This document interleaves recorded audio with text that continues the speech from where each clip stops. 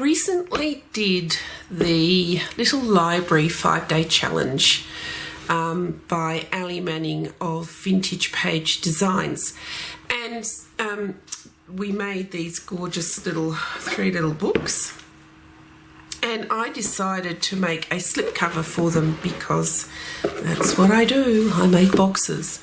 So a couple of the lovely people on the challenge asked me if I would do a quick demonstration or video on how to make a slipcover. Now, this slipcover that I made for my books is made in cartonnage, so it's covered with fabric. I'm not going to go through a fabric version right now because that's a bit of a longer concept, and if you've not done cartonnage before, it would be probably easier if you'd done a couple of other pieces first.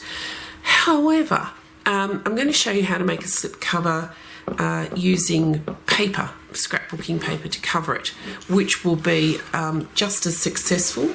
I made one as a trial just to test out my ideas, so this is it, and it fits beautifully.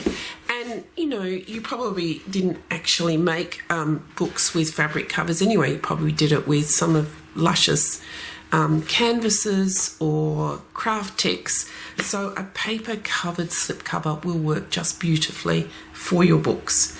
Okay, so down below I will have given you a supplies list, and I will have given you a tools list, so have a look at those.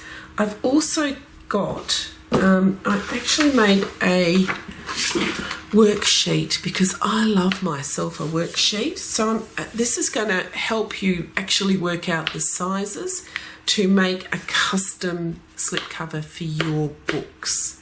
So download the worksheet. It's got 2 pages, and then let's get going.